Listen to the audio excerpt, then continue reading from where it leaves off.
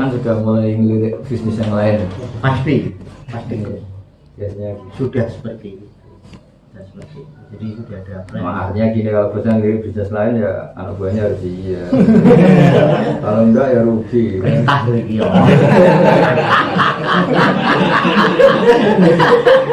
Ya Allah ini misalnya anak buah kan gitu. Kalau majikan itu pikirannya macam-macam. Anak buah masih loyal dia sudah diajaki yang lainnya. Dulu kasusnya rokok kan gitu. Ketika masyarakat punya kesadaran tidak rokok, entah karena faktor kesehatan, entah karena faktor meyakini fatwa haram ya. Itu kan bosnya rokok sudah pinter, mungkin beli BCA atau main di mall bisnis mall. Anak buahnya tahunya kerjanya rokok. Mungkin bos media juga. Leres. Itu yang saya setiap kali kepada teman-teman ya kembali kepada hitopnya sebagai wartawan. Jangan sebagai wartawan, sebagai manusia hidup. Kelirunya orang monoton termasuk di situ. Jadi misalnya orang bermental wartawan, bukan sekedar profesi bermental. Itu melihat objek karirnya ya di situ, rezekinya di situ. Padahal bisa saja Allah bikin pengembangan dia dalam bisnis yang lain atau profesi. Jadi profesi itu menjebak juga. Tapi ini alhamdulillah ini rumian dereng dengan mobil, saiki mobilnya anyar. Punya mobil itu bisa juga karena pengalaman atau karena tahu caranya kredit. Kalau orang kampung itu punya mobil punya betul, hanya uangnya ditabung dan uang lebihan terus beli mobil. Kalau orang kota beli mobil itu karena tahu caranya.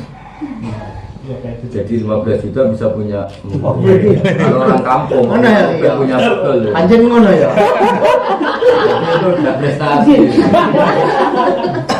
Iya, jadi orang punya itu dua. Ada punya karena punya harta lebih, memang cukup untuk beli. Ada punya karena saking pengalamannya kreasi. Kreasi itu bisa bulat, bisa normal. Sing saya kagungan mobil apa mboten? Gus. Kalau pakai mobil banyak, kalau punya jarang gitu orang Indonesia. Kalau pakai banyak, kalau punya jarang. Kalau punya itu dalam fikih kan 100% milik. Punyanya ya karena dia kan orang punya mobil pakai sertifikat orang lain.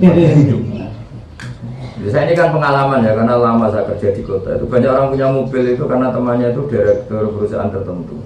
Aku karyawanmu ya, kesyarat kredit harus tercatat di karyawan ini. Tahun kerjanya juga di ya direkayasa, terus gajinya misalnya 2 juta, terus 4 juta gaji. Nah, banyak orang yang jenisnya seperti itu. Kebetulan saya enggak, alhamdulillah. Jadi kalau saya punya mobil punya betul, karena saya orang desa. Ini kalau wartawan nggak meyakinkan. Karena banyak teman saya orang Republika, orang KR, kadang satu kantor, kadang di satu kantor, terus kerja di Jakarta, kadang itu kawannya mesti satu. Ayo jadi bisa bapak. Karena punyanya tadi, bulat dulu. Karena Pak Baki nggak bisa aku maluin karyawan saya sekarang beli mobil tidak juga, itu biasa aja. Kaji ya gitu. Kalau orang desa kok kaji itu uangnya sendiri, prosesnya alam. Tapi kalau orang kota kenal dirjen, terus kenal ini mana yang biasa kaji? Minta cari-carikan. Kamu berarti tenaga mesin, bakat kamu apa? Udah nggak cari-carikan. Enggak, catering. Ya saya kan kenal sama duta besar. Kalau cerita tuh lucu. Kalau saya kok haji memang bener-bener haji. Selain punya uang ya punya kapasitas. Yang lainnya tuh ya, orang Indonesia itu. Sampai di bandara itu kalau ada orang deportasi, itu orang Arab bilangnya gini, "Madza fa'altum?" Dasar orang Indonesia apa aja yang kamu lakukan ini. Jadi misalnya haji itu, saya punya teman buahnya itu orang Indonesia. Yang didik orang jurnalis itu mungkin. itu separuh dari yang kerja Bin Laden itu niatnya haji. Itu banyak yang bos, yang orang kaya. Daripada haji lama, mereka ikut kerja Bin Laden. Nah, kerja Bin Laden kan posisi di Mekah legal ya karena visanya visa amal, visa kerja. Ya sudah, tahun pertama dia kaji, salah ketahuan karena jarang kerja deportasi. Penting dia sudah haji. Itu soal saja pas kemarin umrah. Bagaimana yang suka kok? Kerja di Bin Laden. Kayak tahu saja pengen di deportasi gratis, mulai gratis. Iya, tapi dia setelah haji terus kerjanya balelo kan nyelayai Muzi sama bosnya atau sama. Ya, tapi dia melanggar nanti setelah haji. Jadi sekarang tren daripada nunggu 20 tahun 25 tahun mendingan pura-pura jadi pekerja Bin Laden. Nah, terus kedua itu biasanya numpang KBH. Jadi kan catering kan butuh sekian ribu tenaga kerja masak. Ya banyak juga daftar jadi tukang masak. Tapi di sana pekerjaannya diganti orang. Nah catering nggak masalah, butuhnya ada pekerja ngisi lomba, program bank nggak masalah. Ya banyak kayak gitu. Ya itu daftar jadi tenaga catering. Setelah di sana diganti santrinya yang kerja. Kalau kaji pulau ngaten niku kok. Ya. Aku mampu.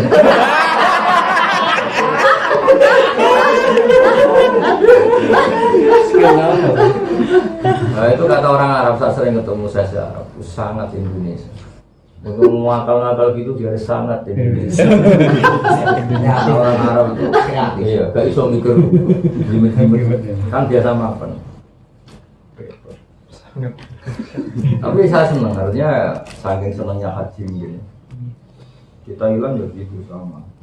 Cuma saya nggak sependapat yang sampai ganti paspor kayak kasus dulu yang di Thailand, sampai ganti identitas warga Indonesia itu terlalu ekstrim. Kalau ini kan hanya tadi nakali tadi.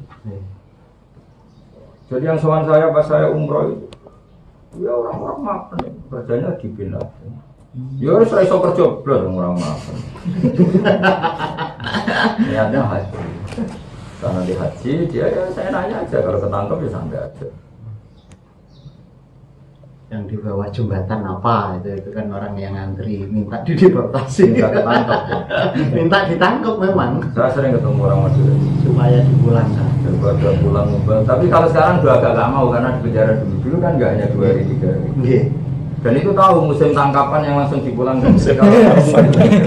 Jadi gini, dia itu berusaha ketangkep kalau musim haji karena pesawat ke Indonesia kan kosong. Arab Saudi ya gak mau rugi, Indonesia gak mau rugi kan dibebankan ke Indonesia. Bisa dipulangkan mendekati haji karena nanti dititipkan pesawat kosong. Jadi kalau mereka ngitung, kalau ditangkap musim haji pasti itu agak lama-lama di penjara. Momen ditangkap saja Tahu ya. Saking sering ahlinya.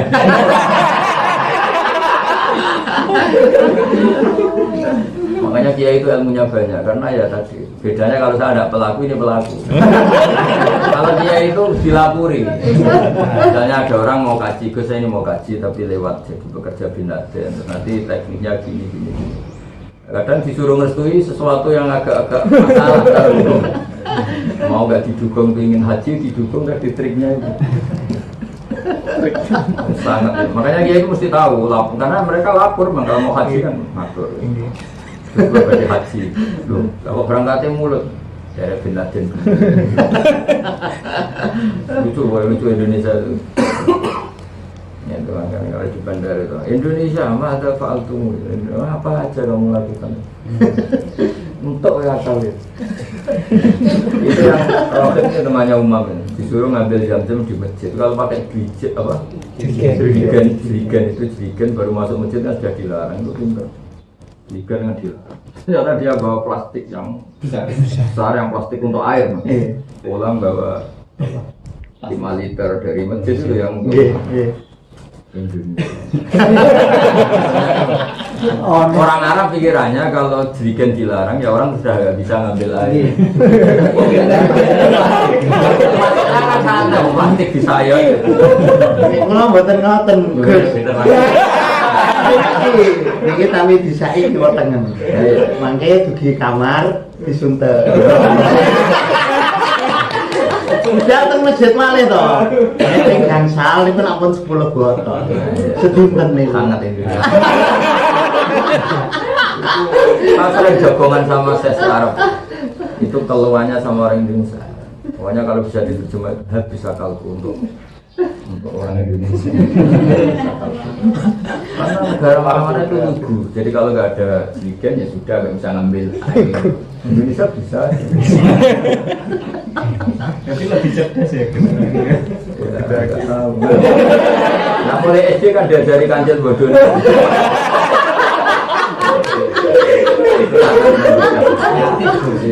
Ya. Bahkan planning service orang Indonesia itu banyak yang haji juga. Saya punya banyak teman yang bahkan kerja di Masjid Haram ikut rombongan bin Laden planning service. Ya niatnya ya haji.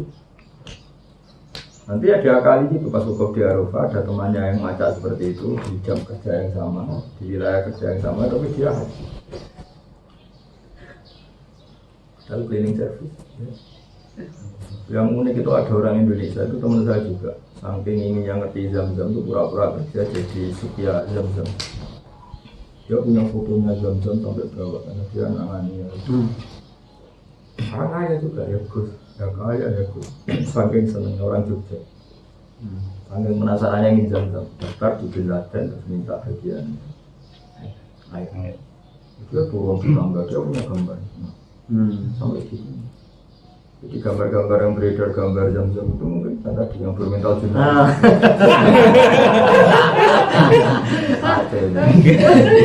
Orang Arab nama ada Pak Al-Tumum. Dan kamu lakukan.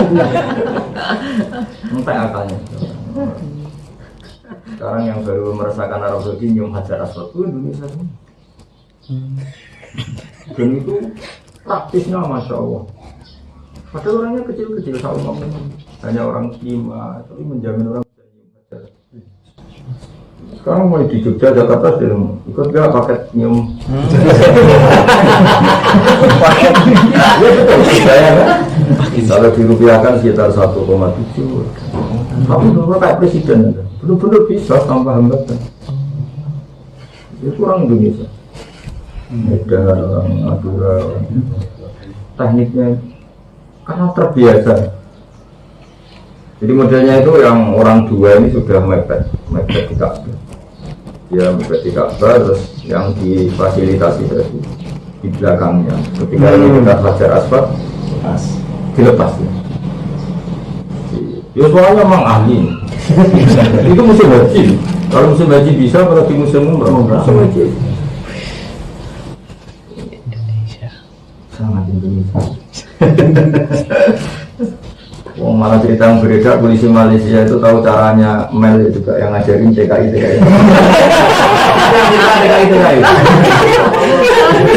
Dulu ya lugu polisi Malaysia. Ada Mel. Bisnis baru loh. Karena orang Indonesia itu kesuwen senang sedekah. Jadi seperti itu nggak merasa salah kan biasa ngasih orang ngomong gitu.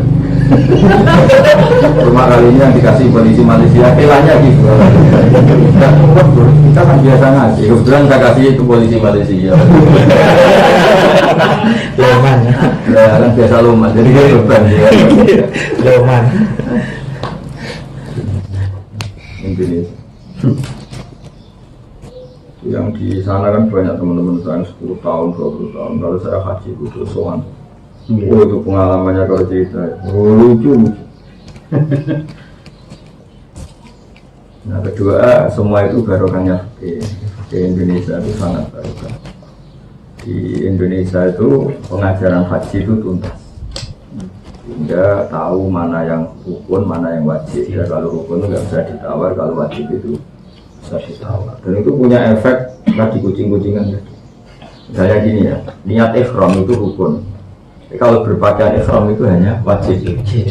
Nah di batas misalah itu batas mau masuk Ka'bah. Kalau musim haji yang tidak bervisa haji kan nggak boleh masuk. Yang visa amal kan nggak boleh masuk. Nah kalau visa amal boleh masuk itu dia harus memang ingin amal. Misalnya ingin kerja catering atau supir atau kernet. Nah, orang-orang haji itu pinter. Ngerti kalau pakaian ihram itu hanya wajib kan hanya didenda denda. Dia visanya amal tapi nggak macam haji. Dia pakai celana jin pakai. Padahal dia mau haji. Itu separuh besar kan haji plus sama bangun. Itu saya sama Mbak Mun pakai visa haji. Tapi penderek-pendereknya orang-orang Madura banyak yang enggak pakai pakaian haji. Padahal ini kan masuk perbatasan, lolos, masuk misfalah ya lolos karena dia berpakaian biasa. Visanya bisa aman. Tapi setelah di Arafah pakai rekam semua, kalau sudah di Arafah kan lolos semua. Tak tanya sebenarnya, lu kamu ya haji lah, bagaimana di Mekah ada haji? Bayar itu kan murah, karena berpakaian ihram itu hanya wajib. Jadi fikih kita itu diajarin tuntas, dikira dulu oleh ulama kita kan orang ibadah secara sempurna, ternyata untuk kalian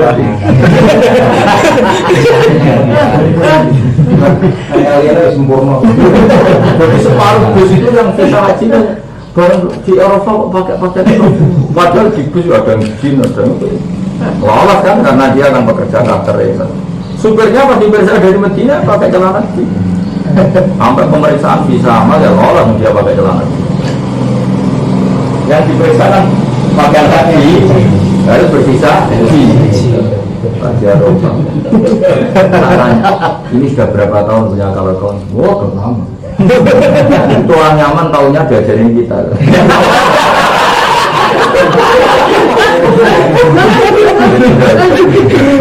Bangga jadi orang Indonesia. Karena tadi jadi apa ya?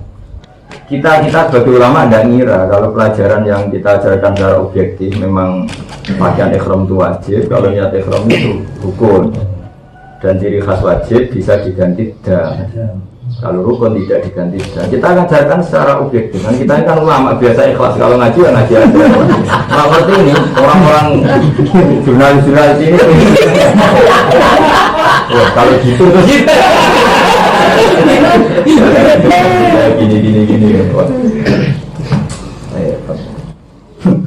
orang keren, orang nyaman mana-mana. Ketika tak tanya, tahunya dari Indonesia. Tapi nilai positifnya ada. Karena saking alimnya kayak Indonesia itu menunjuk. Memang orang Indonesia kalau ngajarkan kan detail. Misalnya sholat ya ada rukun, ada wajib, ada sunat abad, sunat hayat itu detail. Kalau yang rukun nggak tergantung ada sujud sahwi kan diajarkan betul. Kalau kamu lupa rukuk di rakaat pertama maka harus diganti rukuk, nggak boleh diganti sujud sahwi. Tapi kalau sunat yang kamu tinggalkan boleh diganti sujud sahwi. Itu kan orang Indonesia biasa nantang detail. Haji juga gitu, kalau rukun nggak tergantikan, tapi kalau wajib masih tergantikan oleh. Nah, pakai ihram itu hanya wajib. Padahal yang diperiksa hanya yang berpakai ihram, ya pura-pura anda tuh. Sama ngakali ya diajari orang-orang, padahal tidak termasuk yang ngakali ya. Nah, kaji tidak kita lebih ikut kaji plus ketemu orang-orang ya habis 20, 70. Itu yang ngaji catering itu kemarin di Jawa Timur masih harganya hanya 18 juta sampai sekarang masih 18. Hanya disuruh bayar tiket.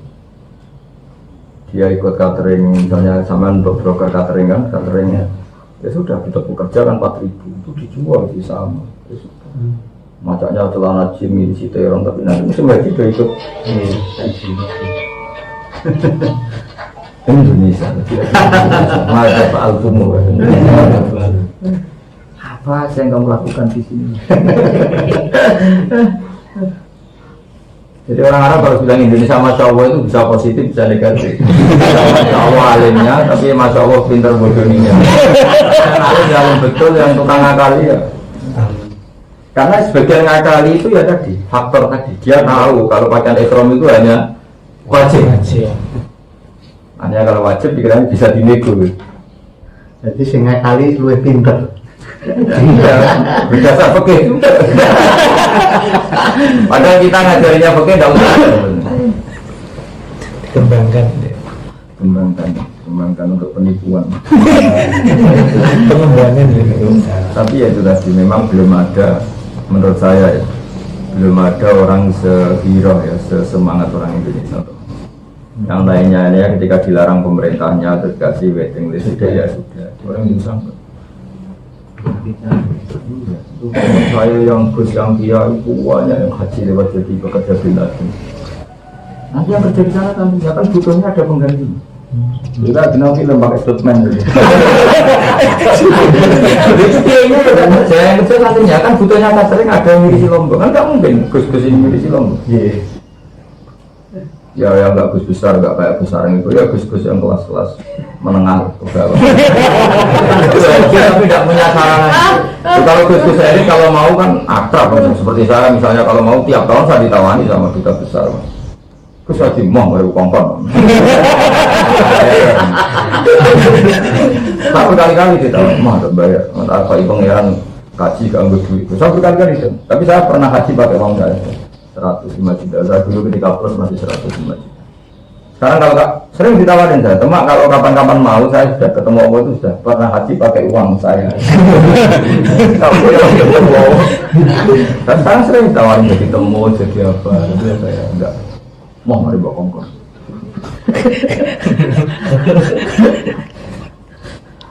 Tapi saya tertarik memang sama orang Indonesia luar biasa, yang luar. Kemarin saya di Korea juga saran saya gitu, di Korea itu data kuotanya kan nggak tepat. Yang pakai ya TKI ini. Cuma baiknya Korea tetap pakai paspor Indonesia. Jadi TKI yang sudah apa leasingnya cukup, apanya cukup. Pokoknya ada kontrak dari PT yang permanen 4 tahun itu dianggap warga sana. Terus diaku sebagai warga sana, tapi paspornya nggak diganti. Itu yang saya akhirnya orang Indonesia lah. Ada banyak kiai yang orang soleh, seorang itu orang soleh sangat rindu pada Ka'bah, dia kembali bayangkan nunggu 20 tahun susah. Iya tuh. Pura-pura sebagai TKI yang sana nggak kerja, mau nunggu kuota haji. Saking seneng, tapi ya bagusnya ini nggak ganti paspor sama sekali nggak.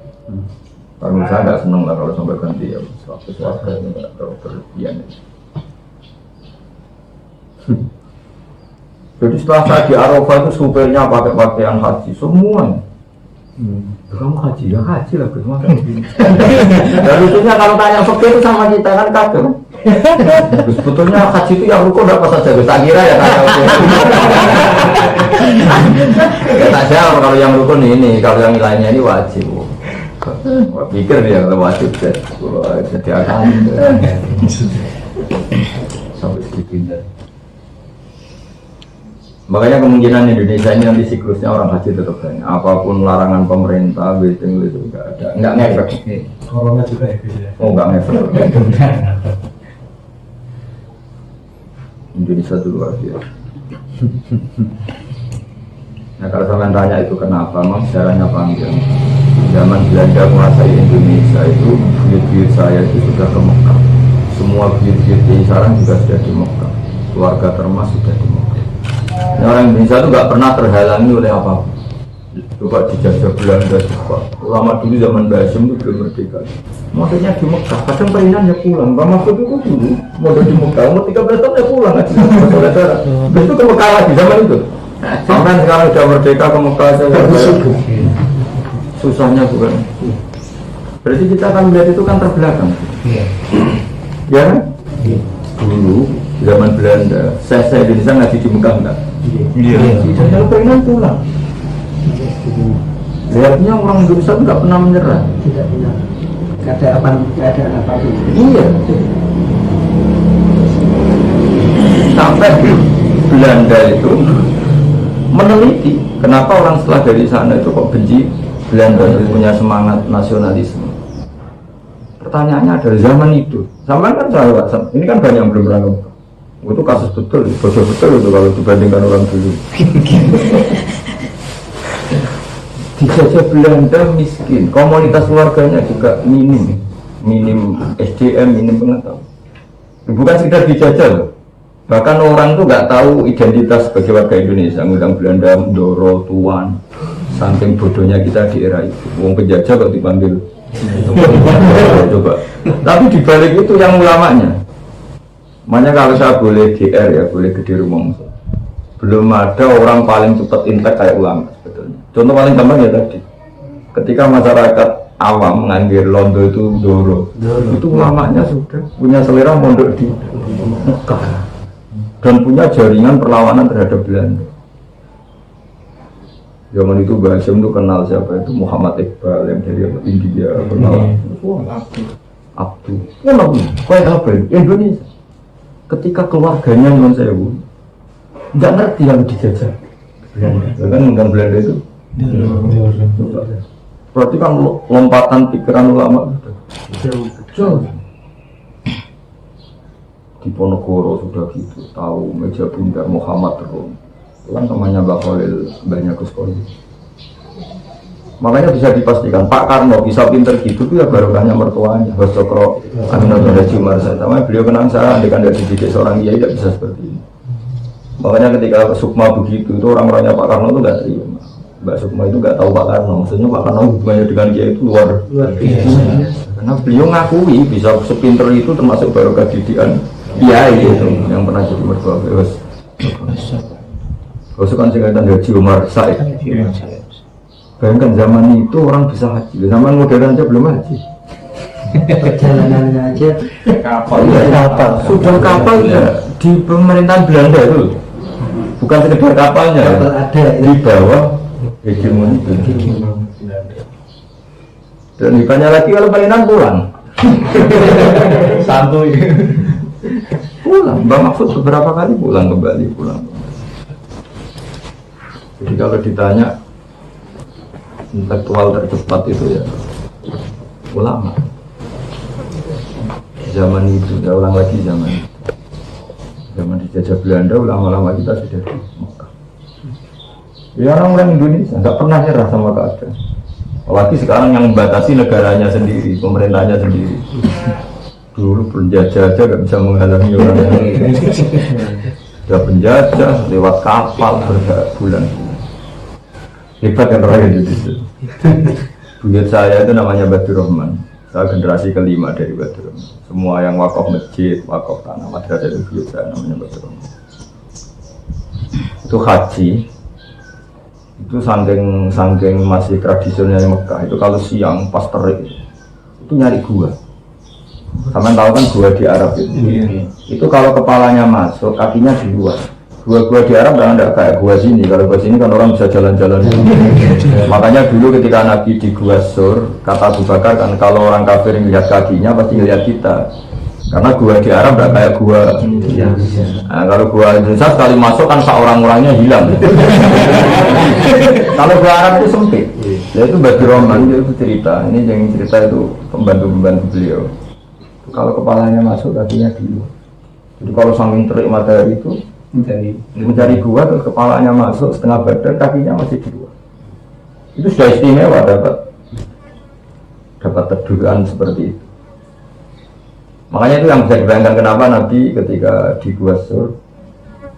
Nah makanya laba-laba itu bisa merajut itu, karena memang nggak luas.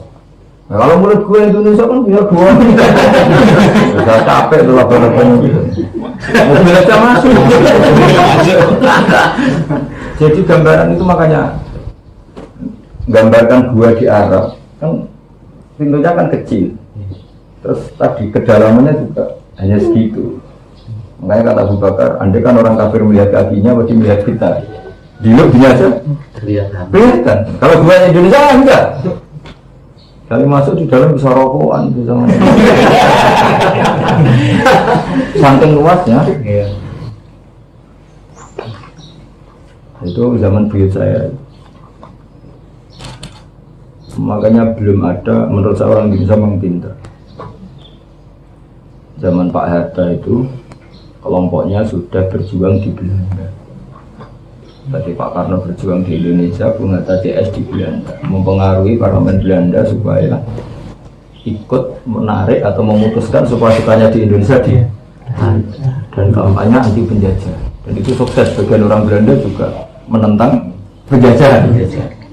Sama Belanda zaman itu orang sudah bisa berpikir dijajah Belanda, mereka berjuang di negeri Belanda. Walau gak orang maju gak kalah gitu, orang sekarang. Makanya saran saya dengan dunia jurnalistik ini jangan menjadi status, ya profesi saja kerja. Jangan jadi status, kalau status berarti Anda tidak bisa membayangkan rezeki di luar jurnalistik. Itu keliru sekali, jadi bodoh itu. Guru SD aja ada yang ngocek. Artinya gini ya, itu khas Indonesia gitu. Kalau profesi saja tidak usah jadi status gitu. Jadi kan biasa misalnya kiai sambil ternak, kiai sambil petani, kiai sambil dagang. Ini enggak apa-apa. Enggak apa-apa kan sesuai kan tadi kiai juga punya pantangan ya. Nyun sewu kalau kiai terlalu profesional takut tamat dikasih orang lain, takut tamat berada rezeki dari orang lain sama. Kalau jurnalistik misalnya kalau wartawan takut medianya bangkrut saya kerja di mana kan ketakutan itu kan sama-sama ada cuma dengan sama guru SD juga punya ketakutan kan kalau mengandalkan gaji gak cukup ya juga punya ketakutan kalau tidak punya kerjaan nanti takut tamat mungkin kalau di pabrik ya orang kerja di pabrik takut sudah kerja profesional ternyata bangkrut pabriknya nah punya sekian cabang seperti itu tuh sangat Indonesia lagi-lagi di Indonesia. Bukan orang Arab, ini jangan cerita orang Arab. Jika dilarang ternyata tetap saja. Bawa plastik yang biasa dibawa air itu, sampai 5 liter. Tidak bisa di bareng kan dia bisa bahasa Arab teman saya. Bareng dilarang terus nunjuk gambar jerigen. Ini kan nggak jerigen.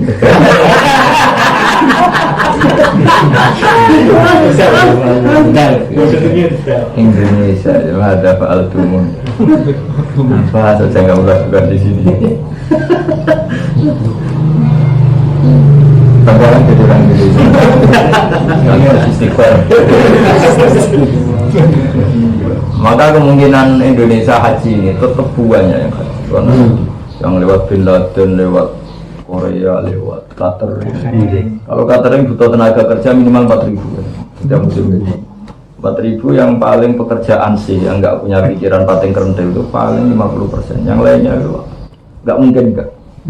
Coba orang Indonesia itu mencintai Allah dan Rasul itu luar biasa. Biasanya orang Indonesia paling awam, paling bodoh, paling murahan. Tanya, kalau kamu di Mekah ngapain? Lu mau harus di Mekah orang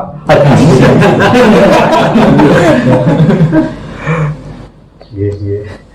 Gue sebenarnya paling apalagi gue selalu lagi dia apalagi peliput bulan Ramadan kesannya kan relatif sekali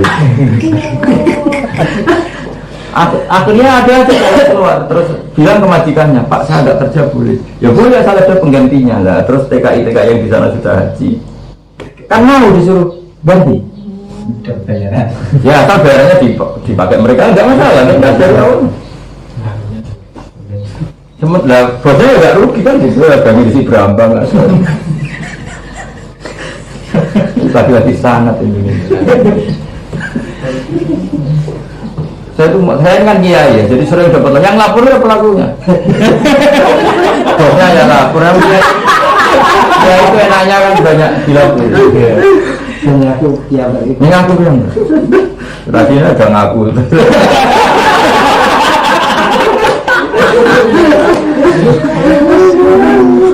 Tapi saya ya itu sering ditawarin haji saya kok.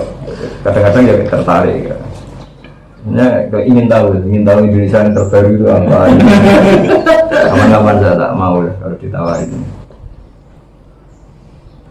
Kita besarnya kan saya akrab sekali. Tapi akrabnya intinya masalah konsultasi, tapi akrab. Konjen-konjennya juga akrab. Karena memang mereka butuh ulama ya, kan ada sekian kasus hukum ya, secara fikih ya. Solusinya ulama. Ya kayak tadi, cara ngakalin tadi. Kan yang diyakini orang Indonesia yang itu kan satu kan Romyu Qabla Zawal ya.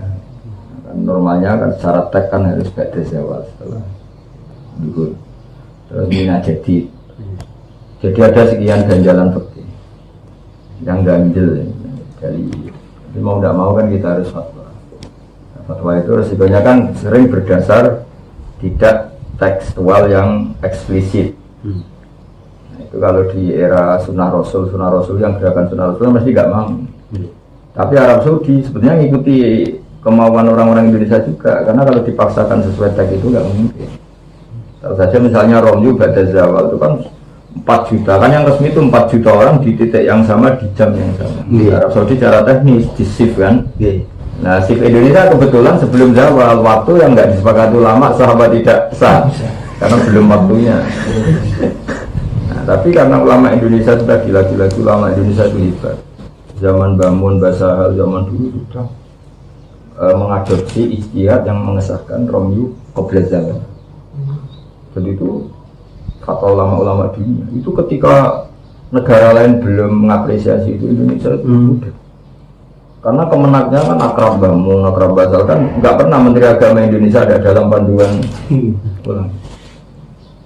Makanya kalau ada menteri terus kemudian Menteri Agama misalnya ada dari NU apa terus kaget itu kan karena itu. Bukan masalah job dan tidak job, karena tadi ini bagi orang Indonesia kiai terutama perasaan haji itu kan sedih. Dan inginnya kan misalnya masalah nikah ada KHI kan kompilasi hukum Islam ya. Di haji juga sama, inginnya juga di bawah panduan. Tapi apapun baiknya buku panduan itu kan ada kasus hukum yang baru. Nah itu artinya butuh kiai hidup yang selalu komunikasi dengan Kemenak kalau ada apa-apa ya tadi hukum turunannya tadi.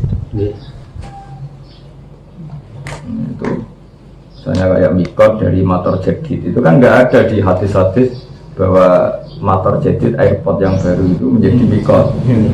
Tapi ulama sekarang banyak yang fatwa itu bisa dianggap kan ini kan geger, kalau tanya hadisnya mana kan kamu mungkin Nabi bakar airport. Masih mikot yang disebut ya Jufa, Ali, Manazil, kan Lam kan itu. Nah, tapi ulama kan akhirnya istihadnya masyarakat misalnya gini, ini Ka'bah Nabi itu kan bikin pola, misalnya ini Bir Ali, ini Lam kan misalnya, ini Kornul Manazil. Terus ulama bikin pola, berarti trennya mikot itu sebelum Ka'bah sekian kilo ya, trennya mikot itu sebelum Ka'bah sekian kilo.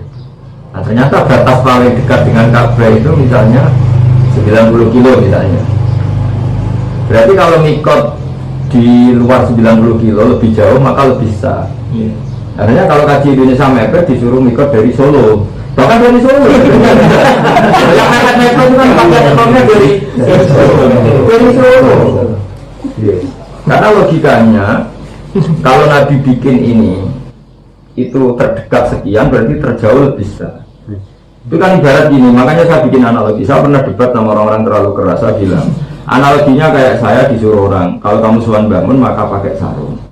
Etikanya kan pakai sarung itu udah di depan bangun, terus ada radius minimal sebelum 1 kilo kamu sudah pakai sarung, pakai peci. Hanya kalau itu dari rumah kan lebih baik. Sama, masuk suan pangeran ngarep Ka'bah lagi salin. Salin pakaian ekrom. Jadi sebetulnya agama itu bisa dianalogikan kan. Karena ini mau suan Allah maka ada batas terakhir harus ganti baju pakai pakaian ekrom. Nah ternyata pola batas terakhir itu sekian kilo. Nah meskipun Nabi hanya menyebut Kornul Manazil, Lam misalnya Jufa. Tapi ulama kan harus mikir pola, karena kebetulan kita tidak lewat yang disebut Nabi itu semua. Ya kita ada lewat yang disebut Nabi itu. Nah, akhirnya waliman khairan minuna min wiri alina, atau yang sekolah ini bagi yang tidak lewat ini, dan cuma Nabi disebut. Nah karena kalau lewat pesawat biasanya mau yang lama kan diumumkan kan sama ini mau yang silakan. Nah ternyata di pesawat tuh error, karena kalau 400 orang ganti baju di pesawat kan pesawat nggak stabil, oleh kan akhirnya pihak kru pesawat nggak sanggup kalau mikotnya di atas gantinya baju. Nah, terus akhirnya ulama-ulama utamanya Mbah Mun Gesal disuruhnya sudah disuruh salin di Solo. Jadi yang mepet-mepet itu kan sudah pakai pakaian ihram di Solo. Lagi-lagi Indonesia sebelum negara lain punya keberanian itu gitu. Dan karena ulamanya meyakinkan, ulama seluruh dunia ngaku Indonesia itu jaya bagus, punya istihad seperti itu. Ya memang pasti saya tadi kalau kita ganti baju masukan bangun dari rumah kan lebih bagus, enggak masalah. Yang enggak kacau kan ganti di depannya. Nah kira-kira kan pertama lah, kita kalau mau jadi guru SD kan harus pakai celana, pakai baju apa gitu. Kan tetap gantinya di rumah kan, masa di depan di kantor baru ganti kan. Ini pakaian resminya orang haji ya itu pakaian ihram kan. Nabi ngasih batasannya, kalau kamu pakai ya kalau dari Medina di Bir Ali, kalau dari ini nggak nyepat. Pertanyaannya kalau sekarang makanya disuruh ya lebih sah karena lebih siap kan. Meskipun resikonya ya harus mulai ihram dari Solo, hanya mulai dari situ nggak boleh pakai wangian, nggak boleh ini. Tapi kan nggak masalah daripada mepet. Karena dulu pernah ada era itu tadi sebelum seberapa jam ya kan diumumkan tuh. Itu pernah terjadi orang Surabaya pakai ihram di pesawat. Efeknya luar biasa. Gue kan juga Padahal iya kan, Sholatnya goyang. sholatnya belum betul. Padahal mereka sudah disiapin di kersek, sudah agak di tas. Tapi tetap saja kan kalau orang juara itu terus orang kan mau haji itu kan yang saya kemerungsung saking senangnya. Cepat terus kalau di belakang itu. Akhirnya pesawat komunikasi sama Kemenang komunikasi sama Kiai itu disarankan yang mepet ya, yang mepet itu kan dari Solo sudah pakai pakaian ihram dari Surabaya itu kalau tidak ada ulama nggak bisa. Karena ulama itu yang mereka ya fatwa Kemenang itu kalau perasaannya orang Indonesia sebelum ulamanya ngendikan itu kan nggak marah meskipun ada panduan jauh. Iya perasaan orang Indonesia dan itu nyata kan. Karena perasaannya orang Indonesia itu Kemenang itu kan satu jabatan politik. Jadi kalau kiai yang mengesahkan, buktinya tadi saya ini kan sudah termasuk kiai modern ya orang sekarang. Wah sudah jadi panduan kayak apa di Kemenang orang nggak marah kalau nggak tanya saya. Ya, itu zaman dahulu mesti gitu. Sambutan Gus Kulon mesti gitu. Nah bayangkan kalau nanti ulama sama Marok itu udah rukun itu memang kasihan Maroknya. Iya, sebagian masyarakat itu nggak demo ketika kecewa negara itu mesti sungkan dia gitu. Karena dia itu nggak ngajarkan seneng geger. Itu di Madura kalau demo itu polisi nggak bisa bubarkan, makanya polisinya membawa kiainya. Lewat area demo itu langsung.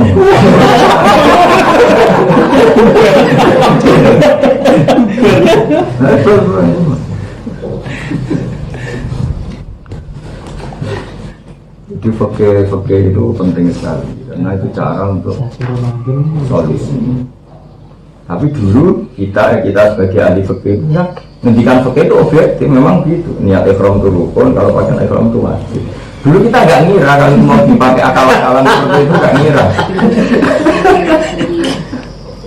Ternyata ihramnya sudah, pakaiannya enggak supaya bisa masuk, pakai bisa amal tadi. Setelah di dalam pakai dalam kan sudah nggak disuruh kalau udah di dalam. Jadi supir bis saya itu setelah di Arafah itu sudah pakai pakaian ihram. Saya kaget tadi celana sini pakai orang suka bumi orang Jawan dia ya ninggungnya ya di rombongan itu. Tanya, gimana guys? Bayar apa ini? Doa yang mustajab apa? Istighfar dulu, jangan minta doa mustajab dulu. Istighfar ngibuli pemerintahan Arab. Itu kalau orang Sukabumi mau, kalau orang Madura nggak mau. Tak suruh istighfar untuk orang Arab nggak mau. Tak tanya, kenapa kamu nggak mau? Kamu kan melanggar aturan. Yang salah aturannya, orang mau kaji kok diatur.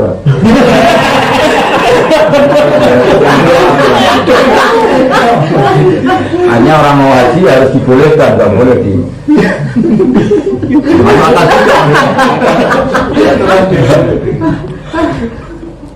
Jadi ya banyak yang tak suruh ya sudah mintakan ampun dengan kasihan orang Arab, pemerintahan Arab.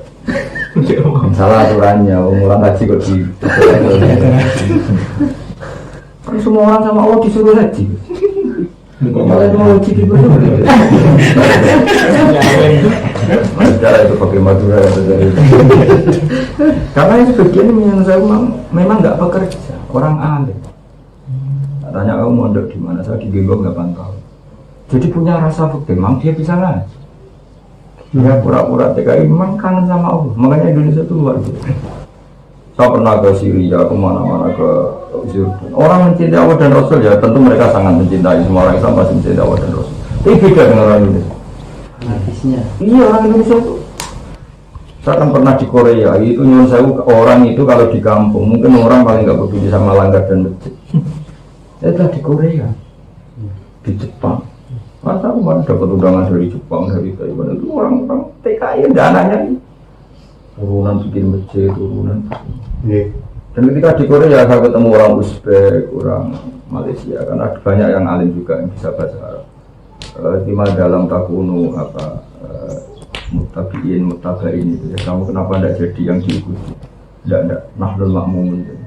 Jadi orang-orang Uzbek sama orang Malaysia itu masjidnya itu ikut Indonesia dan posisi makmum. Karena pendirinya Indonesia. Padahal ini orang-orang Uzbek kan ganteng-ganteng, lainnya Arab, semacam Quran. Saya tak tanya kenapa kamu yang enggak jadi pionir pemimpin. Enggak, ini yang mendirikan orang Indonesia.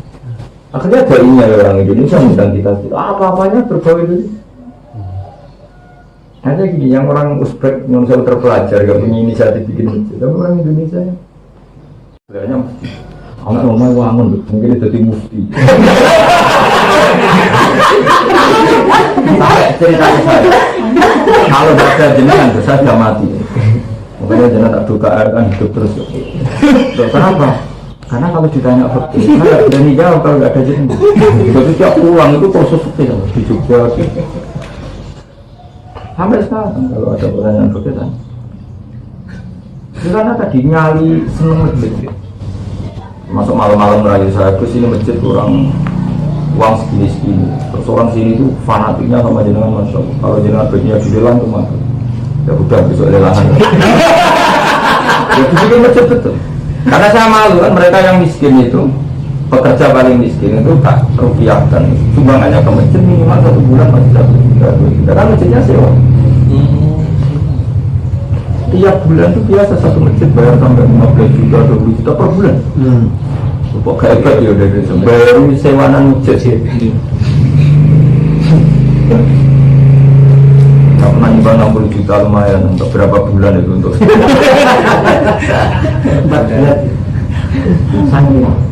dan hebatnya semuanya itu Indonesia.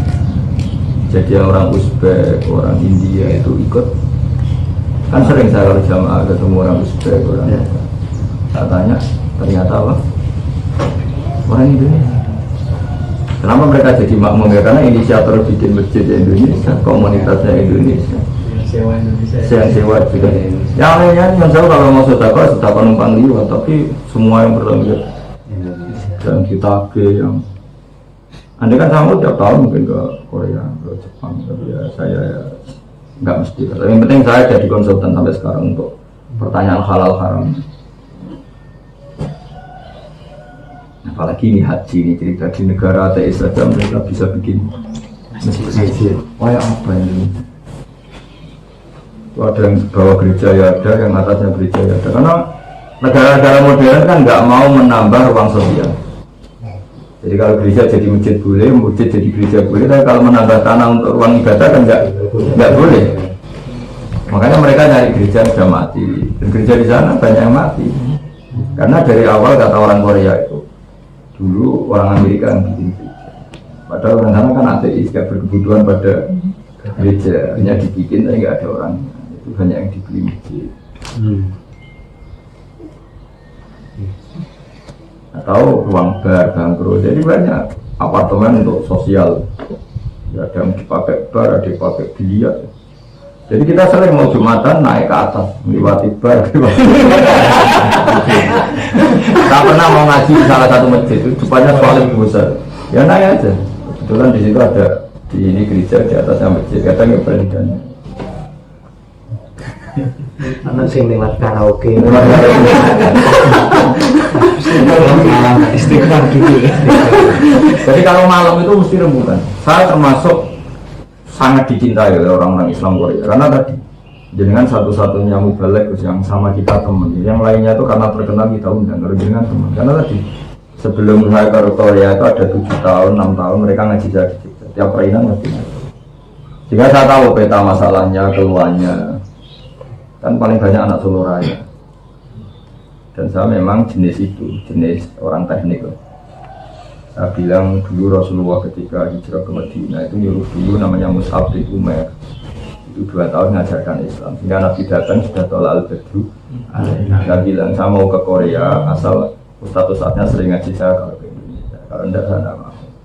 Ya kalau ke Indonesia tak ajari, tak belikan kitab pesolatan sampai 2 kardus, 3 kardus. Cuman takrib, tak rahasia.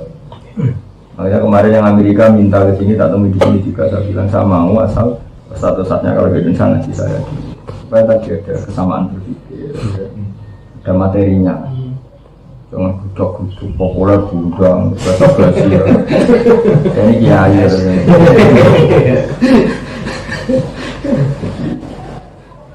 Lagi-lagi Indonesia. Di Jerman ada masjid itu banyak pengiring orang. Cuma kalau Eropa karena orang Timur Tengah di sana lama, banyak yang Indonesia tidak berdiri. Sudah ada masjid bikinan orang-orang Arab. Tapi kalau Korea, Jepang, Taiwan, apalagi Malaysia, Hong Kong itu Indonesia sekarang. Yang diundang dulu yang seorang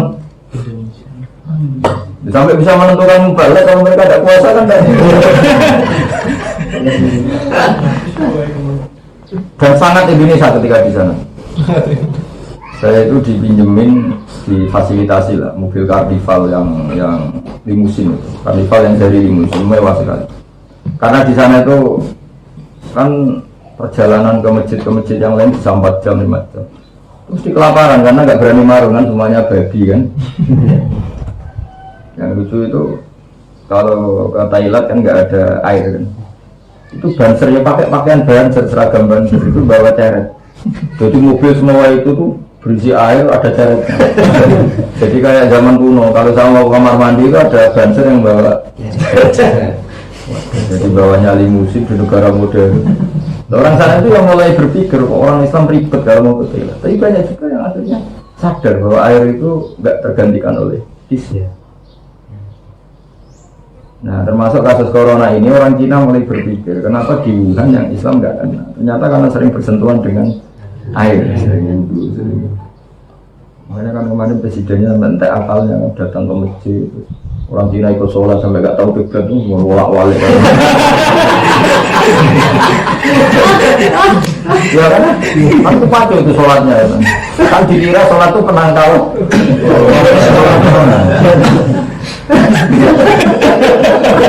Lo cerita itu nyata. Di Korea itu ada anekdot gitu itu nyata. Kan ada pabrik besar pekerjanya orang Indonesia. Itu ada warung yang bikinannya orang Magetan. Warisnya bukan main karena ada tulisan halal. Nah yang warung Korea itu terus sepi karena ada gambarnya ada sebelah. Karena niru itu ada misalnya halal lah, itu dibelak ditulis halal tapi tetap kepalanya bersih. Karena tulisannya gara-gara tulisan ini orang Indonesia masuk.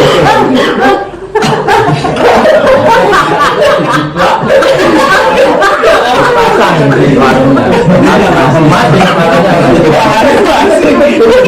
Ya tetap gak laku, akhirnya tanya sama orang Indonesia, itu tulisannya sudah tak blak, tak copy pastel, kok tetap gak laris.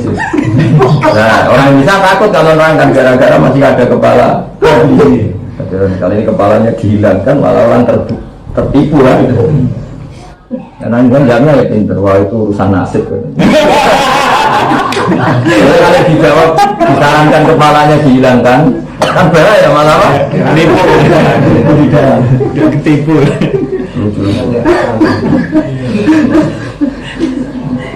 Makanya saya ke sana itu dari sekian yang diundang termasuk paling ramai. Karena punya ikatan emosional. Guru-guru ngaji di sana tuh ngaji saya. Tak kasih kitab, ini kitab dari Gus Bara kan tak berikan bersolatan berapa kardus. Ya sebenarnya saya motifnya malu saja sama Allah. Karena kiai itu pasti disalami template dikasih. Masa dikasih kok enggak ngasih. Kalau orang waras kan malu. Sebenarnya saya sederhana teori saya itu malu sama Allah.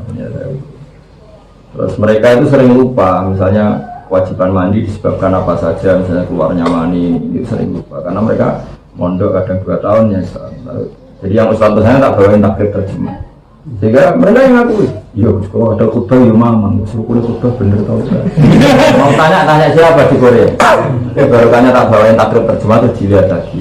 Wah ya rukun khutbah ini bagi lagi kan. Jadi matur nuwunnya sama saya masya Allah. Terus penyembelian juga gitu, yang paling pokok itu motong apa saja, hukum sama apa itu. Kalau coba kalau di sana coba kalau lupa mau baca apa coba, buku gak ada, kiai gak ada.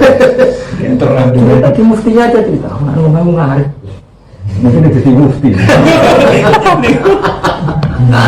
Tapi kan dia sholat, orang ngarit jangan kira terus bodoh enggak. Orang Indonesia meskipun ngarit kan kadang tamat kimia, kadang ngaji sama kiai. Jangan kira ngarit itu identik dengan itu hebatnya Indonesia. Jangan kira kalau satpam terus bodoh enggak juga Indonesia.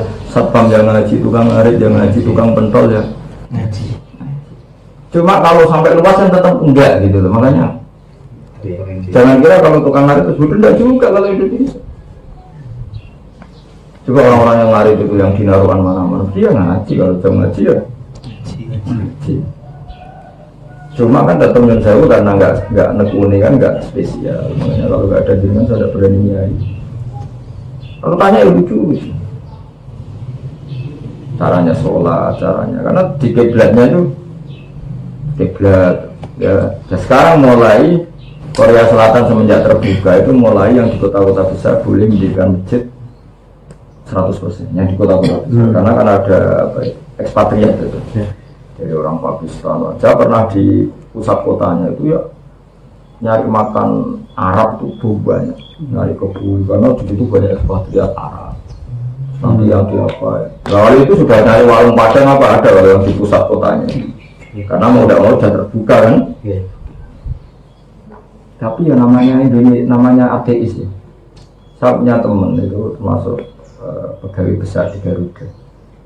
Itu yang uruskan tiket saya, dia pegawai Garuda. Bagian direktur bahkan pernah direktur di Jepang, terus direktur di Korea. Makanya saya ke sana itu mulus karena orang itu muhibin saya sering ngaji saya waktu itu.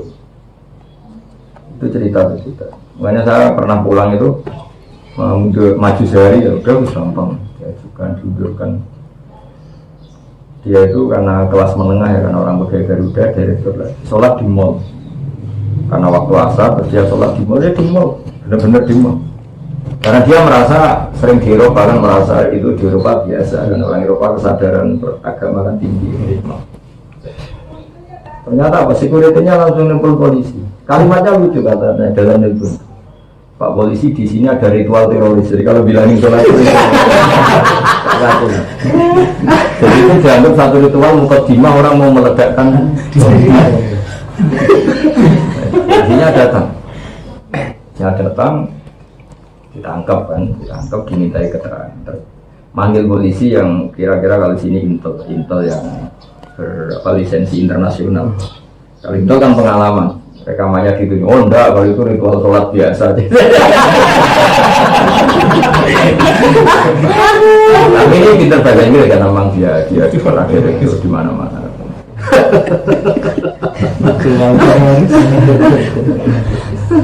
ya artinya gini, itu di Korea artinya gini sholat dari sebagian polisi masih dianggap ritual teroris sementara orang Indonesia bikin masjid, bikin sholat berjamaah dan bisa selamat itu kalau nggak punya cara bernegara ateis saya nggak habis pikir caranya gimana tuh sampai ternyata caranya lagi-lagi sangat Indonesia yaitu bos-bos pekerjanya itu bos-bos pabriknya itu dideketin secara persuasif ya orang Indo lagi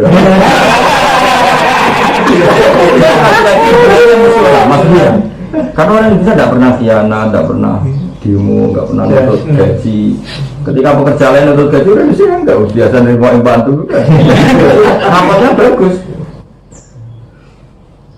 itu ceritanya lucu-lucu ada orang bos orang Korea kan sangat ateis ketika baik sama orang Indonesia itu kamu minta apa? Itu Indonesia tuh Masya Allah kamu ke Indonesia tambah barokah kamu minta apa? Mintanya apa?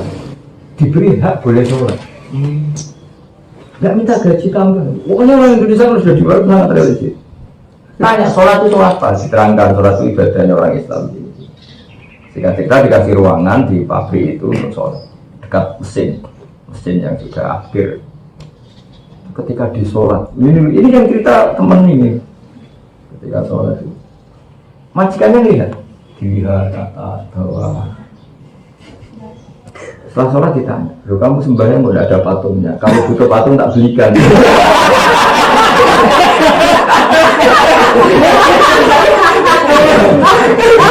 karena referensi dia orang Kristen ada salib ada bentuk fisik kalau orang Buddha itu ada patung nggak jelas ini fisiknya kita kalau butuh patung tak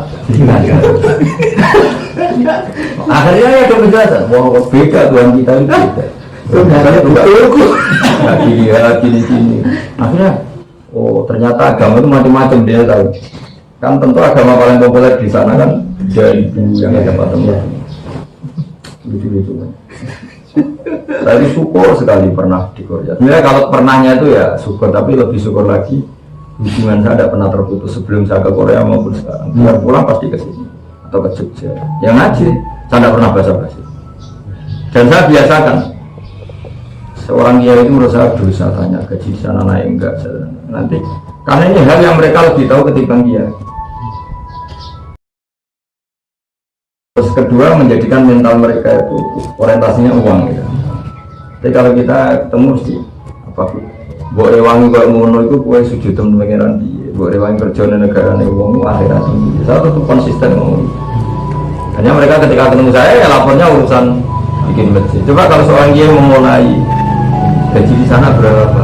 Apa yang kerja di sana mendingan di Taiwan gajinya lebih tinggi. Akhirnya kan mereka sudah seneng dunia. Kiainya dia mengajarkan. Makanya saya tidak akan tanya sampean jadi wartawan gajinya berapa dah. Terus keduanya diwarai.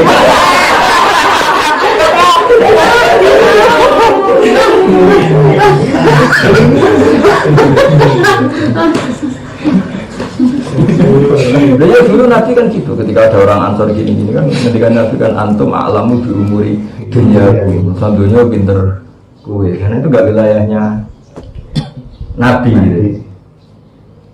Sehingga saya termasuk kiai yang efisien di mata mereka. Karena kalau ketemu ya di sana masjid ini ada masalah ini, ya ini imamnya itu agak garis keras, yang di masjid ini agak gini, langsung ya. Karena saya tidak pernah tanya. Ketika saya datang ke Korea, ya tidak soal ikhlas, saya juga agak kepikiran difasilitasi. Meskipun prakteknya mereka fasilitasi. Karena saya memang menghindari ngomong itu semua.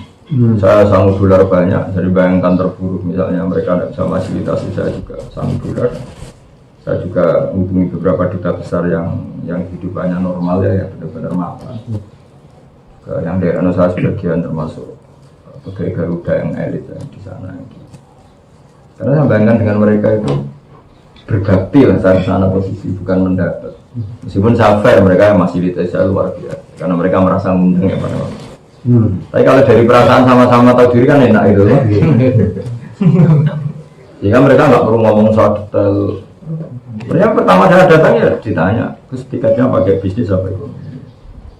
Ya sebenarnya saya ditanya. Saya jawabnya, sanggup mungkin tak kok yang sementara orang ngaji itu aneh-aneh. Jadi tanya saya pesolatannya sudah dibagi belum, sudah disosialisasi belum? Oh sama terus. Punya hampir sekian persen dari orang Korea yang mau ngaji itu tahu dengan kitab-kitabnya dengan sudah diajarkan oleh ustaz-ustaz ini. Makanya ketika saya datang itu antusiasnya Masya Allah. Mungkin itu paling besar dan paling nyaman karena tadi ada mukadimahnya. Kalau sebagian kan karena populer diundang terus pakai tema-tema populer mainstream, tapi kan nggak bekas ya karena ya kan itu aja ya, paling ngomong itu. Mungkin kata mereka wah kalau ngilang tidak gaji jenazah tidak berani. Itu aja 60 juta itu saya batasin. Setelah itu masih mau naik, saya bilang jangan berlebihan, nggak baik. Masih ada yang mau naikin lagi. Ya karena tadi cintanya mereka itu apa ya? Saya ngaji hidup Gus Baik lama dan saya menjadikan cinta Allah lagi meskipun di negara ateis. Ya nyaman. Apalagi setelah ketemu saya juga ada ngomong uang, nggak ngomong fasilitas. Jadi kadang saya sebenarnya diinginkan di hotel, tapi saya kadang minta saya nginep di sini aja di masjid. Terus ada kamar mic speaker itu, kamar peralatan. Tapi akhirnya saya bilang saya suka di sini. Kadang sampai jam 3 ya. Padahal saya disewakan hotel. Ya karena ustadznya terus diskusi. Terus saya ini diambang cerai, saya pernah melafatkan cerai gini, istri saya orang ini. Itu hukumnya gimana? Macam-macam mereka cerita. Semuanya tentang hukum. Hukumnya gimana? Gue saya punya istri, tinggal kerja di sini. Secara finansial tak cukupi, tapi secara nafkah batin enggak kayak apa saya. Ya saya jawabnya secara oke. Kalau kamu punya utang yang harus dibayar dan kalau kamu nggak kerja di sini itu nggak kebayar maka wajib. Kalau wajib itu boleh meninggalkan kewajiban yang lain demi kewajiban. Jadi kalau kamu ke sini karena ingin kaya, sementara kamu di sana cukup, maka itu dosa. Karena ini sudah selera bukan kewajiban. Ya saya menjawabnya tetap sesuai oke. Tidak kemana. Yang haru itu nilai orang bekerja di sana tapi nggak di pabrik di hutan. Ternyata pertanyaan di sana kan luar biasa modern sih. Jadi yang namanya Lombok, itu kan modern sekali. Tapi itu gajinya kayak di pabrik. Ya, orang Indonesia. Di sana kerja itu jam 8 sampai jam 8 malam. Enggak kebayang kalau jam 8. Dan itu mereka minta waktu makan jam 1, itu dipakai sholat. Nangis, pokoknya melihat orang Islam di sana semua. Jadi kalau sholat itu pura-pura di kamar mandi, waktu makan tidak.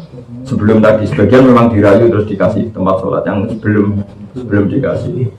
Merayu waktu makan terus dia di kamar mandi, kan Thailand di sana kan ya bersih-bersih karena ya kayak Thailand. Itu dipakai sholat. Kita ngurangi jam makan karena separuh piring dia habisin, setelah itu dia untuk kayak apa orang Indonesia. Lagi-lagi Indonesia bikin masjid, nyewa masjid. Itu orang-orang Uzbek, ganteng-ganteng orang India. Tak tanya posisi makmur, enggak kepengurusannya, enggak apa-apa. Makanya sebagian di YouTube dengan saya jajar orang Uzbek itu ya posisi tamu. Penguasanya orang Indonesia.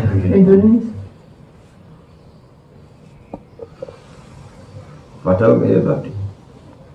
Jadi kreasinya Indonesia itu PKJ, kreasi hidup di negara Kreasi. Dan itu bisa dirunut panjang karena tadi zaman Mbah Mahfud, buyut saya itu ternyata sudah biasa mondok Mekah ketika dijajah Belanda dan ketika masyarakatnya ngundang penjajah itu dorong. Makanya lompatan ilmunya ulama dengan masyarakat terpojok. Ini seleranya sudah jadi orang alim melawan Belanda. Masyarakat mencobakan sama penjajah saja ngundang coba. Makanya wajar kalau kebanyakan pahlawan itu lama karena memang yang tahu kalau Belanda penjajah itu ya lama. Kayak di Ponorogo, Imam Bonjol, karena hampir semuanya rata-rata ya, kecuali di daerah timur yang pahlawan banyak yang non. Asal masih di daerah Jawa, Sumatera, Kalimantan pasti. Karena tadi zaman itu sudah belajar di Mekah. Di Mekah itu Mbah Hasyim ketemu Muhammad Iqbal, ketemu aktivis-aktivis modern yang ingin merdeka. Yang kita tak baca di Kholnya Gus Dur itu kan dikarang orang Libanon. Orang Libanon berkawan Mbah Hasyim sampai datang ke Indonesia. Ada yang Karelpon itu orang Jerman datang ke Mbah Hasyim. Dulu aktivis kemerdekaannya ada yang dari Eropa datang ke Indonesia. Hanya di karangan itu oleh Muhammad Syihab Asad bin Syahab itu disebutkan Mbah Hasyim itu peletak labinatil istiqlal, data kemerdekaan. Ketika masyarakat undang London itu dorong. Ini Mbah Hasyim sudah punya komunitas internasional untuk melawan penjajah.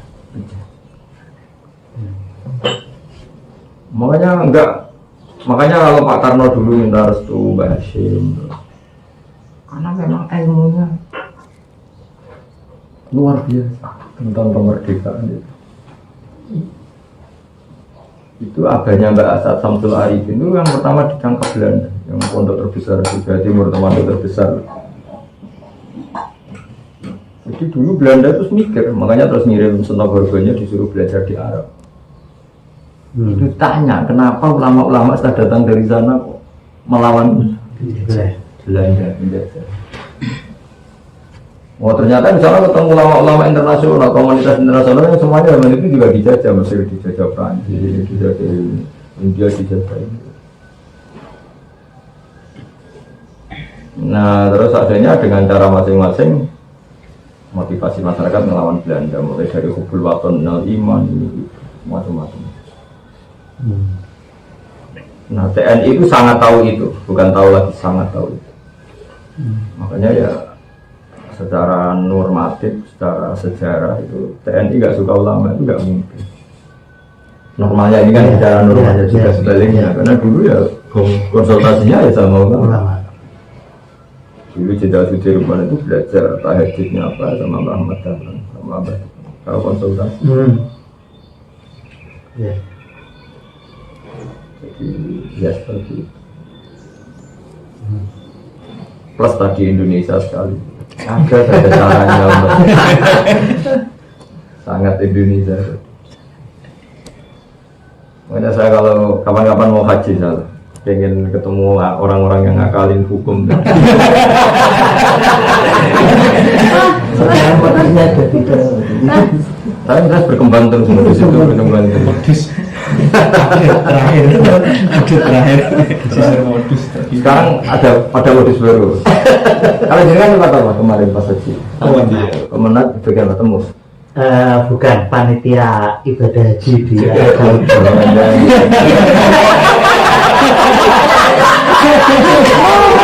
Saudi Gus. Jadi berangkat sebelum jemaah berangkat, pulang setelah jemaah pulang. Oh, berarti yang 3 bulan ini Ya, ke Asin. Mulai awal ya. Ke Asin ini. yang di Arab Saudi pokoknya, bukan yang dari sini. Bukan panitia yang di sini, tapi panitia yang di sana. Iya, yang di sana. Konsultan itu. Ya, panitia. Ya, ada konsultan, ada panitia, ada. Ya. Itu terdiri atas 3 bagian. Departemen Agama yang mengurusi peribadatan, kemudian Departemen Kesehatan yang mengurusi kesehatan semuanya, kemudian saya bagian dari media. Media sekarang sih sudah mulai dipinggirkan media itu sedikit, dulu banyak. Karena mereka sudah punya media sendiri. Nah, jemaah sudah punya media sendiri. Tapi bisa haji total ya? Bisa, Betul bisa dapat. malah luar biasa. Jadi difasilitasi. Artinya di sana mau mencium Hajar Aswad itu ya, karena panitia itu datang duluan, masuk ke Masjidil Haram itu masih sepi. Jadi mencium Hajar Aswad itu ya berlama-lama di situ. Kalau saya atas nama negara ya. Belum sampai bosan, doanya ini apa? Sudah habis, nggak ada yang ngusir karena ini digerakkan teman semua dari panitia semua. Dari jurnalis. Jadi kemana? Untuk marah itu loh mau nak haji. Dikasih mobil sendiri dari kemana-mana, ke Jeddah, ke Mekah, ke Madinah gitu, ya keliling. Karena satu kelompok dikasih satu mobil, satu kelompok dikasih satu mobil gitu. Enak kalau Indonesia. Bayangkan kan Qatar itu bisa mengumpulkan kan 200.000 orang, itu butuh berapa karyawan? Ya kan? Oh, iya. Itu sudah tahu, mereka sama terlambat tahu. Mereka pemainnya sudah tahu sekali kalau itu perlu. Celah-celahnya banyak. Saya itu mestinya jadi penjemput jamaah haji waktu wukuf di Arafah. Mestinya, saya berangkat dari Jeddah. Tapi terjadi banjir Gus pada saat itu. Sehingga saya akhirnya dijemput jemaah dari panitia yang dijemput jemaah itu ya kelompok saya, karena sampai di sana sudah tengah malam. Mestinya kan datang di sana itu orang itu dua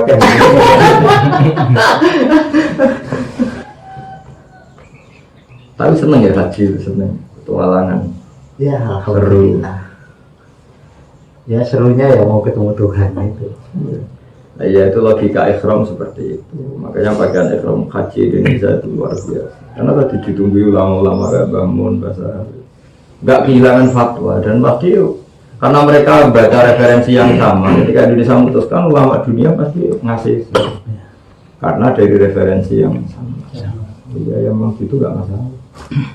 Ya terus kalau kaji mepet ya sudah dong pakai pakaian dari Solo, dari Surabaya. Kalau orang awam kan mungkin aneh tuh, dari sini sudah haji, sudah pakai pakaian haji.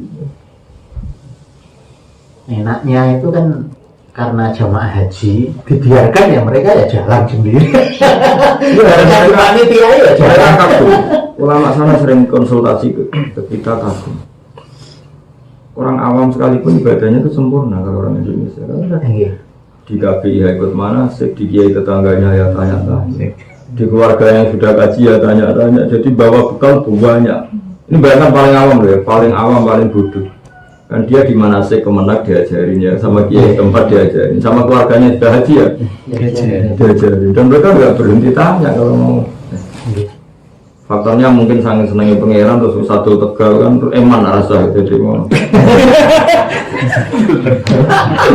Itu lebih dramatis dari kata-kata udah dimutawif. gak enak tuh untuk kaji nih mapan nangisnya gak seru.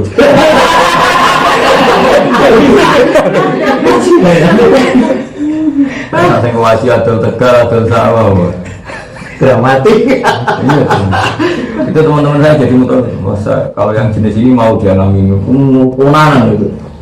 Kaji tugas. Iya kalau nggak mandi itu.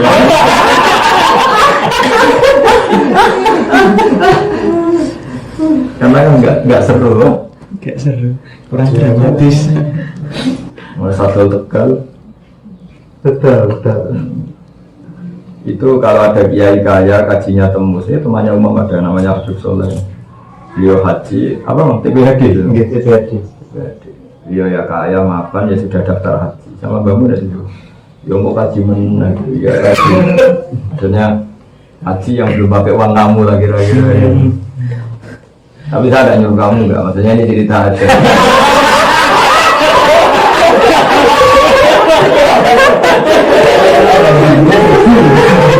Kan definisi haji kan meluangkan fisik dan hartanya. Nah, kalimat yang dan itu hilang.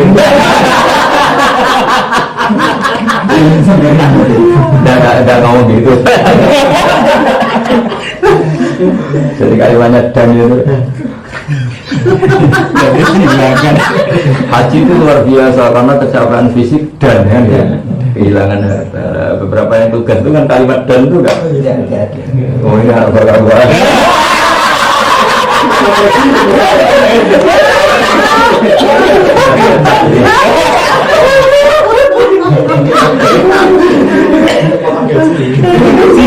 Gaji banget. Makanya saya alhamdulillah sudah kaji pakai uang itu. Makanya kapan-kapan kalau haji lagi dengan dan apa tidak dan. Jadi ya yang hati-hati termasuk itu kalau ada santrinya haji tugas itu sih ditanya ya nanti dia haji lagi yang pakai uang kamu jadi sarannya itu. Karena tadi definisi haji heroik kan kenapa? Meluangkan waktu ibadah fisik dan ya, ada kalian dan adanya dan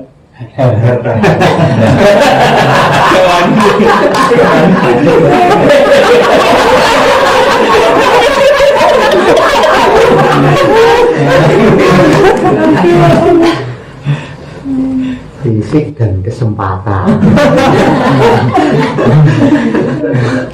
Tapi ya sudah bagus daripada yang belum ngaji ini hasut nih. Saya itu daftarkan wartawan saya sebenarnya. Ketika pendaftaran itu waktunya tidak memungkinkan untuk si wartawan saya ini berangkat. Kebetulan saya ada di Jakarta, nggak pakai pakaian seragam dan lain sebagainya. Besok harus ada yang datang di asrama haji untuk mengikuti pelatihan. Saya datang ya nggak pakai pakaian apa-apa. Yang lain-lain sudah pakai hitam putih semua. Saya tidak pakai pakaian apa-apa. Ya nama saya masukkan tetap didaftarkan sampai akhirnya berangkat. Jadi saya ikut berangkat gitu. Jadi sebetulnya itu untuk wartawan anak buah saya pada saat itu. Ya gitu teman-teman rawuhnya. Yang jelas ini pimpinan Anda sudah hebat ini. Tapi kalau sudah nggak jadi wartawan itu ilmunya tetap manfaat. Amin. Ya sahabatan saya ya profesi itu jangan menyita semua SDM kita. Ya. Amin. Karena profesi kita wartawan kan ya punya empati sosial, punya fitrah sebagai manusia, sebagai orang Islam. Itu jangan dibunuh karena rutinitas. Amin. Ya kayak guru lah, guru di SD digaji jamnya jelas, tapi di luar itu juga harus sebagai guru. Ya, kalau ada masyarakat yang perlu dibina ya, kalau wartawan mungkin hak-hak sipil, hak-hak warga itu juga harus dibina ya karena. Keluhan saya modern kan gitu ya, karena profesi itu menyita. Itu. Mungkin saya kalau ngajar di rektorat di UI itu sering bilang, Anda di kelas dosen. Pramugari di pesawat profesi sehingga harus senyum, harus baik. Tapi ketika sudah ada di pesawat kadang tidak bisa senyum lagi, marah terus bawahnya karena senyumnya itu kadang-kadang profesi. Ya guru juga gitu, di kelas ngajar bagus, orasinya bagus, tapi di rumahnya sekedar ngajari anaknya saja enggak mau. Wartawan juga gitu, mental jurnalistik itu mewartakan kebenaran, harusnya di luar pas tugas benar mewartakan. Jadi profesi itu jangan membatasi SDM kita sebagai manusia. Saya bilang ke dosen-dosen gitu, Anda jadi guru di luar kampus pun harus tetap guru, terutama ketika anak kita butuh belajar. Harusnya pramugari juga gitu, kalau bisa senyum sama orang lain, kenapa tidak bisa senyum sama suaminya? Alasannya senyumnya sudah habis. Banyak juga yang konsultasi ke saya, ya ngeluh gitu, ya Gus ini kan kayak tugas memang harus mengerti. Saya bilang ya senyum pada suami ya tugas dari Allah malah kan. Bukan dari direktur. Nah, kadang-kadang orang sekarang kan semuanya modern, jadi judesnya kayak apa kalau pakai GRI untuk pramugari kan Tetap senyum. mangkalnya kayak apa. Artinya kan gitu, mangkal kayak apa dengan suaminya tetap senyum, tapi kayaknya enggak ya. Marahin Pak. Marahin Lampiasan. Lampiasan. Ya tapi artinya gitulah, artinya profesi atau apa itu jangan membatasi SDM. Harusnya kan cara berpikir itu dibalik. Kalau perusahaan semodern Garuda, semodern bank saja mengharuskan senyum karena senyum itu peradaban yang luhur. Harusnya ketika di rumah sama istri, sama suami ya, atau sama istri sesuai kelasnya. Kalau yang kerja suami kan sama istri, itu kan harusnya senyum kan. Artinya ketika bank memutuskan senyum itu keharusan karena peradaban yang tinggi, atau pramugari juga memutuskan itu semua aturan-aturan sosial publik kan aturannya gitu kan. Harusnya cara berpikir kan senyum itu peradaban tertinggi. Harusnya di rumah lebih senyum karena sama anak sama. Ini rata-rata kan enggak. Kadang gue nanya gitu, udah habis di kantor. Tapi ternyata enggak juga, yang enggak senyum-senyum di luar juga ke rumah juga tetap enggak. tambah nemun. Saya dulu tuh baca hadis itu ya biasa, tapi lama-lama setelah kumpul orang tambah tahu kan Nabi ngendikan tasoddaku walau bitol kotiwajin, kamu harus bersedekah meskipun hanya dengan senyum. Tak kira tuh ya dulu saya paham, tak kira senyum itu hal murah kan kayak sepele, ternyata enggak. Setelah ngerti peradaban ini ternyata senyum itu mahal Sekali. Kalau kamu lagi mangkal sama istri itu untuk senyum kan berat, istri mangkal sama kamu untuk senyum juga. Kalaupun iya ya senyum sini ya mungkin. Tapi lucunya orang-orang profesional itu sekali di tempat kantornya ya senyum betul.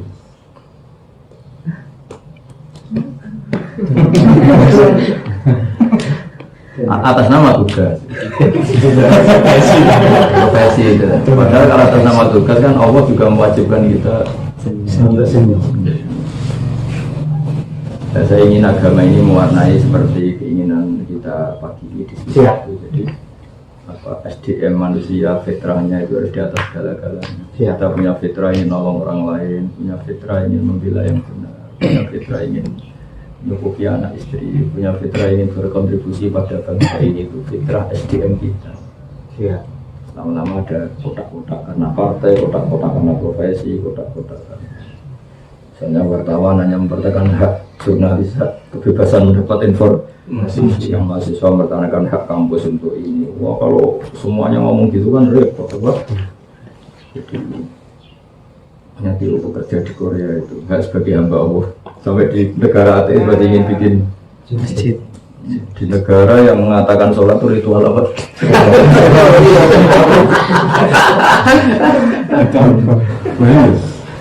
Sholat yang distigmasi ritual teroris, orang Indonesia bisa bikin masjid di sana dan banyak. Kemarin pas saya di sana laporannya sudah 42 masjid. Mulai yang sewa sampai yang permanen. Dan itu semua biayanya itu minggu saya dalam hal tanya halal haram. Saya senang sekali kan, sampai sekarang. Tapi kalau doain saya, ya Allah semoga berdoa panjang umur. Kita nggak berani jadi kiai kalau nggak.